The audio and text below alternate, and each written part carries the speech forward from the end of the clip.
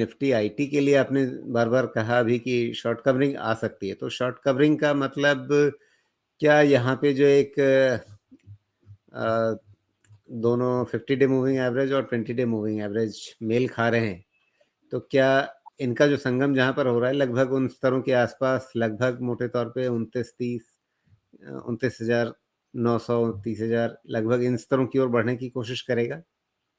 आपका समझना बिल्कुल ठीक है। ये 30,000 विथ 100 पॉइंट डेविएशन भी जा सकता है, जहाँ तक मुझे समझ में आता है। तो 30,000 के ऊपर जा सकता है, सस्टेन शायद नहीं होगा वहाँ पे। वो कंप्लीटली डिपेंड करेगा कि नैस्डैक किस तरह का टर्न लेता है, 12,000 के ऊपर या नहीं। जी।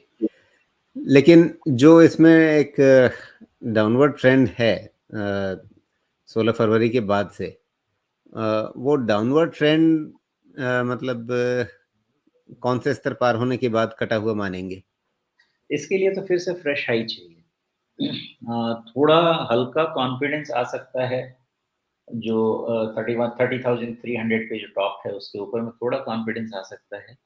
उससे ज़्यादा कॉन्फिडेंस नहीं आएगा। कारण ये है कि लार्ज कैप आईटी स्टॉक्स और मिड कैप आईटी स्टॉक्स के वैल्यूएशंस अभी भी आउट ऑफ पे हैं। तो वैल्यूएशंस डिस्कम्फर्ट के कारण इसमें उससे ज़्यादा अभी अपसाइड की फिलहाल तो बातचीत नहीं कर पाऊँगा। कम से कम अगर 2 क्वार्टर भी और कंसोलिडेट कर ले, तो अक्रूवल इतना होगा कि टुवर्ड्स मीडियम शायद आ जाए। तब जी। फिर हम वेबसाइट की बात कर सकते हैं, प्रीएम्प्ट कर सकते हैं कि पहले फ्रंट लोडिंग करेगा, वैल्यूएशन स्ट्रेच करके प्राइस मूव करेगा फ्रंट लोड करके और उसके बाद वैल्यूएशन कैचअप होगा। लेकिन उससे जल्दी हुआ तो फिर से ज़्यादा रिस्की है। क्या इसमें भी भरोसा लग रहा है कि गुरुवार का जो बॉटम बना है वो नहीं टूटेगा? क्या आईटी सेक्टर भी मोटे तौर पे एक जो हमने शुक्रवार को भी देखा था, जो प्ले चला था कि निफ्टी को सहारा देने में आईटी सेक्टर के शेयरों ने ही अच्छा खासा योगदान किया। तो क्या उसी तरह से 48 माफ़ करिए 28,400 के आसपास का जो लेवल है वो एक भरोसेमंद लेवल है क्या कि इसके नीचे फ़िलहाल नहीं जाना चाहिए, गया तो दिक्कत? एक भरोसा है, लेकिन उसके लिए नैस्डैक का 11,700-800 के ऊपर क्लोज़ ज़रूरी है, उस भरोसे को थोड़ा अच्छा भरोसा कन्वर्ट करने के लिए।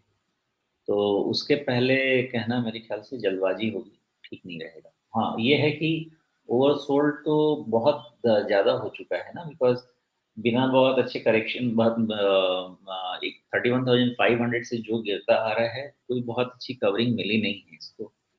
रन जी। तो बहुत लंबा हो गया है, तो शॉर्ट कवरिंग के चांसेस हैं, लेकिन थोड़ा-सा नैस्डैक से सपोर्ट मिल जाए और 11,700-800 के ऊपर क्लोज़ हो जाए, तो भरोसा शॉर्ट कवरिंग का यहाँ भी ज़्यादा बढ़ेगा।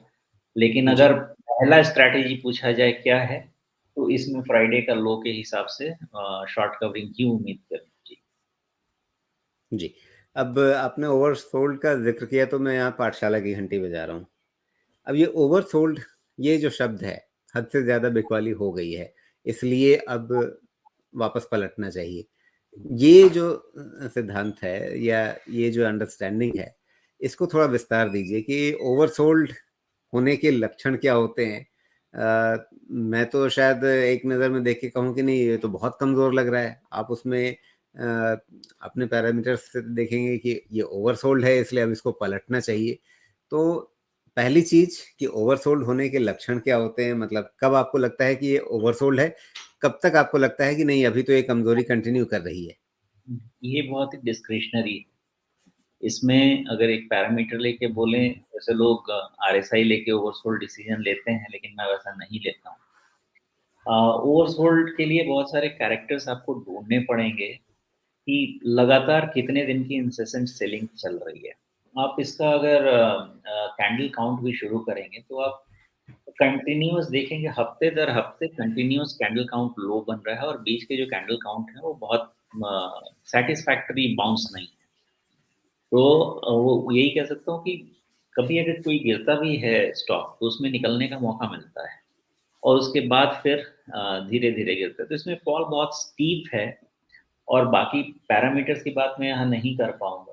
तो उस हिसाब से ओवरसोल्ड प्रूव नहीं कर पाऊँगा।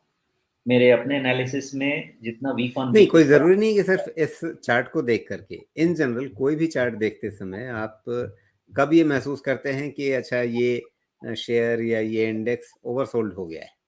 मैं डिमांड समझने की कोशिश करता हूँ। मैं आरएसआई से कंप्लीट डिसीज़न नहीं लेता बिकॉज़ वो मूव होता रहता है ऊपर-नीचे और सबका अलग-अलग डिसीज़न होता है। तो मेरा डिमांड जहाँ से भी मुझे डिमांड समझ में आती है, तब मुझे लगता है कि ओवरसोल्ड होने का सिचुएशन आया है। यहाँ के क्लोज़ तो जो है डिमांड का डिमांड मतलब क्या है कि सेलिंग की वॉल्यूम कम होती जाए या वापस खरीदारी आ जाए तब इस बात का पक्का फैसला होता है? वही बता रहा था। इसका क्लोज़ देखिए बहुत क्लोज़ टू 200 डीएम है, ओके? और 200 डीएमए के जस्ट नीचे से बाउंस है और close very close to 200 DMA. तो बहुत ज़्यादा चांसेस है कि 200 डीएमए ओवरशूट हुआ था और ये यहाँ से भी बाउंस लेगा। अगर बहुत ज़्यादा डीप चला जाता तो 200 डीएमए अच्छे से कट जाता, लेकिन 200 DMA on open, high, low, close सब तरह से देखेंगे तो अच्छे से नहीं कटा और यहाँ से बाउंस आ रहा है, तो यहाँ से डिमांड क्रिएट हो जाएगी। मैं उस चीज़ को प्रीएम्प्ट कर रहा हूँ और मुझे लग रहा है कि यहाँ से शॉर्ट कवर हो जाना चाहिए और वो कवरिंग बहुत स्ट्रॉन्ग नहीं रहेगी क्योंकि फिर ट्रेंड अच्छा होने के लिए आपको सारे डीएमएस के ऊपर इसको जाना पड़ेगा, वो अभी नहीं है।